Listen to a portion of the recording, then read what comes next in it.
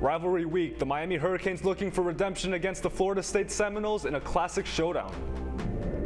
A forever moment, the Miami Heat honors Dwayne Wade with a token of appreciation that cements his legacy outside the Kaseya Center. And Tua's return to the field with the Miami Dolphins looking to turn their season around. All of this and more on The Sideline. Hello South Florida and welcome to The Sideline, the place where you get all the highlights for your South Florida teams. I'm Alejandro Marquina. And I'm Julian Lescano, and The Sideline show starts now.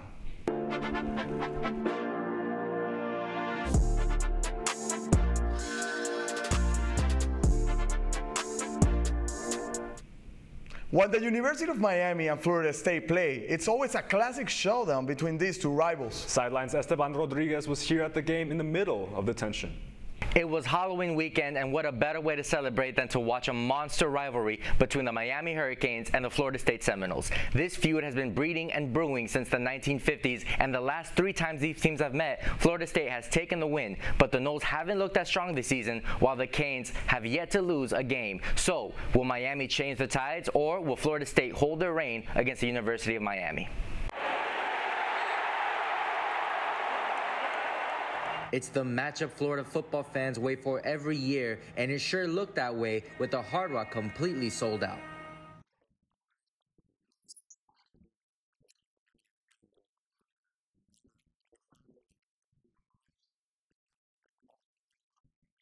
Both teams, rich with a history of success, always calls for competition on who is better, especially when both are from the same state. Well, whenever it comes to two teams from the same state, you know there's always going to be a big rivalry. So when FSU and Miami play, you know it's going to be a big game. You know, it's just rivalries is one of the biggest thing in any sport. You know, you can be undefeated when you lose against Miami and then your season's ruined. FSU might not be the best this year, but you know they're going to try to win. Because, you know, you never want to come out a rivalry game and get run over. So I hope for a good game, you know, and I just hope we come out and execute well. I want to see FSU be competitive. I just want to see FSU get whooped. A rivalry like no other spanning over 70 years, and the bad blood between these universities and their fans is still just as hot as ever. The University of Miami took the win with a final score of Miami 36, Florida State 14. Miami will move on to host Duke University next Saturday at 12 p.m. For Caplin News, I'm Esteban Rodriguez. Just when we thought that Tua Tagovailoa's return will end in great success, it all came crashing down, all due to a Cardinals field goal. Miami was leading 20-10 during the third quarter, but Arizona came to life after the Dolphins had some offensive blunders. This led to the Cardinals getting touchdowns and field goals to steal one in Miami. The final score was Arizona 28, Dolphins 27. The Dolphins will now go to Buffalo to face the Buffalo Bills the upcoming Sunday. And Inter Miami found a way to secure MLS's first playoff game, even without Messi scoring. The match had just started when Luis Suarez opened the scoring, giving Miami the first one. Then with an assist from Messi, Jordi Alba scored the go-ahead goal in the 60th minute. With a solid defense, Miami prevented Atlanta from scoring, giving Miami the victory. The final score was Miami 2, Atlanta 0. Game 2 will play in Atlanta and will return to Miami for Game 3 if necessary. The Florida Panthers got the nickname Comeback Cats for scenarios like this, as they got the comeback win against the New York Islanders. Being down 3-0 in the first quarter, the Panthers responded in a big way, scoring 6 goals throughout the game. The New York were not able to capitalize as the Cats still won on the road. The final score was Panthers 6, Islanders 3. The Panthers will now head to Buffalo to face the Buffalo Sabres tonight at 7 p.m. The Heat's triumph over the Hornets for the first win of the season on Saturday night at Spectrum Center. The game was tighter than it should have been, especially with the Hornets missing some power after having to leave Josh Green out due to an Achilles injury. In all Heat's fashion, the clutch game ended with an aggressive Butler that looks nothing like the one that we saw at the start of the season. And Adebayo feeling too comfortable going onto the offense. We need to remember that he's the director of the Heat's defense and should approach the opposite side looking for a pass first before committing. The final score was Heat 114, Charlotte 106. Miami Heat legend Dwayne Wade was honored with a statue outside the team's arena for his hard work and the legacy he left. It was a busy weekend for Sideline's Esteban Rodriguez as he was at Kaseya Center to cover this historic event. Yeah, guys, it was a busy weekend for me as I was at the Kaseya Center for the unveiling of Dwayne Wade's statue, a huge honor for the three-time champion and very deserving. The event was flooded with Wade County in full support of their icon. He was my first idol before I even knew what an idol was, and to this city, he's probably a hero. He made us relevant in sports. He put us on the map even more than we were before. Dwayne Wade to us is a legend. He got a street named after him, damn near a county named after him. Now he's getting a statue. What else can he have? The event had a performance from Rick Ross and several speeches from Miami Heat legends, including Udonis Haslem and the Miami Heat president, Pat Riley. All of them sharing their experiences with Wade and why he was worthy of this forever moment. Every legend gets a statue, bro. Kobe got one. Michael got one. Like, this is the best thing we could give a star that means this much to not only the city, but to the franchise itself. So I think it's not only fitting, but deserving. This is the first player the Miami Heat commemorate with a statue of their own, a fitting achievement for not just a player, but a legacy that has brought the team and the city of Miami the success and respect it currently has in the world of basketball. He made us into the Heat. He is the pivotal point of Heat culture. Without Dwayne Wade, there is no Heat culture. There's no Miami Heat. You don't get LeBron, you don't get Bosh, you don't get Jimmy, you don't get who the Heat are today. So D Wade, I wish he would come back, but man, time's up. It's a turning of a chapter, and I think the best way to move forward is just having the team right now, the current roster, build on that legacy and actually try to get us another ring, keep us relevant. The end of a chapter indeed. The Heat will continue to celebrate Dwayne in tonight's game against the Detroit Pistons tonight at 7:30 p.m. For Caplin News, I'm Aaron Rodriguez. We have to head to break, but stick around because here's what's next on the sideline. We bring in our analyst, Nicholas Esper, to talk about the World Series. Sideline will take a timeout and be back after the break.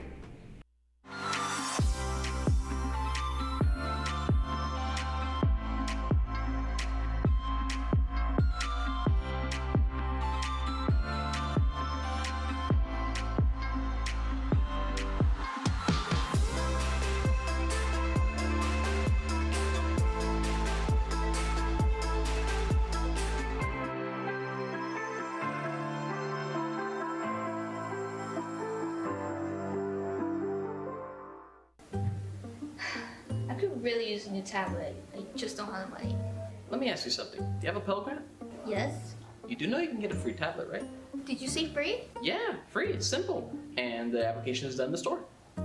I could really use a tablet. Go get one.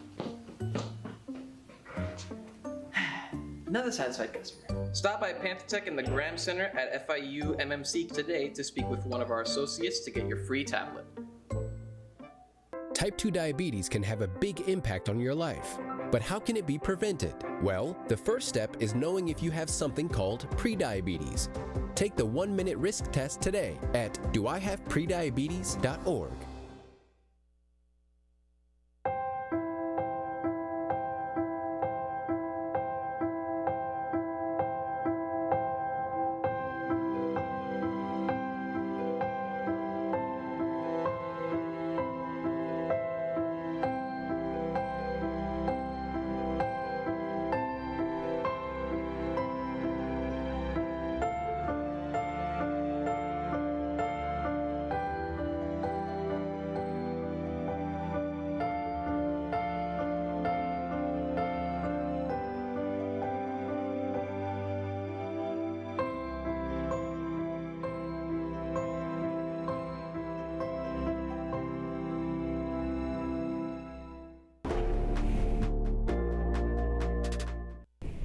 It's an exciting time for baseball fans at the MLB World Series between the LA Dodgers and New York Yankees, a matchup that hasn't been seen or heard since 1981. We have our baseball analyst, Nicolette Esper, here to discuss this once-in-a-lifetime series. Good morning, Nicolette. Hey. Tell us what you know. Yeah, so let's get right into it. I mean, we're talking about a game that, like you just mentioned, it's been since 1981 we haven't seen this matchup. This East and West Coast rivalry that's brewing. We have 2 MVP players. This is a $325 million was actually given to Yamamoto, one of the pitchers that he turned down to play for the Yankees last December. So it's kind of that battle that we're looking at, and it's really interesting to see that we're now into game 2. Yeah, so Nikki, now in game 2 we saw Shohei Ohtani go down in the 7th inning. Is there any update on that? So actually there is an update. He is now cleared to play for tonight's game against the Yankees back in New York. So that's really interesting. So so the Dodgers are leading on the series 2-0, and the teams are headed to New York. So what are your predictions on the rest of the series? The rest of the series we're now back in New York, coming to New York, both of the teams, and I'm looking at, we are seeing great from the Dodgers on both ends. We have, like I was just mentioning, Yamamoto. He has, in game 2, he struck the Aaron Judge out twice. He had 4 strikeouts in total. We did see a Juan Soto homer in the 3rd inning, which was great, but, what are we looking forward to? And that's pretty much what the Yankees can do now that we're back in New York. All right, that's perfect. Gotcha. That was Nicola Esper, and now we're going to Adrian Lauro with the game picks. Hey guys, we got ourselves another fun-filled week of Miami sports this week. Kicking things off, we're going to go with the only team that lost throughout the week, the Miami Dolphins. They just lost in a walk-off fashion against the Arizona Cardinals. Tough loss for the Dolphins. They're going to be going to Buffalo on Sunday to face the Buffalo Bills. I don't see the Dolphins coming out on top on this one. Give me Buffalo to win that matchup. Now we're going on to the winning teams this week, starting off with the Florida Panthers. They got themselves a comeback win against the New York Islanders. They call themselves the Comeback Cats for a reason. They're going on the Buffalo now to face the Buffalo Sabres. I don't see the Panthers going 0-2 against Buffalo, as the Panthers are the stronger team. So give me the Cats to win that matchup. Now we're going to someone who's feeling the heat, and by heat I mean the Miami Heat. They got themselves a comeback win as well, getting themselves their first win against the Charlotte Hornets. They're now 1-1 to start the year, and I see them going 2-1 when they go and beat the Detroit Pistons. And finally, my must-see of the week, the Miami Hurricanes got themselves a win against FSU. They are now 8-0 to start the year. They are on fire as we currently speak, and they're going to be 9-0 come Saturday when they beat Duke.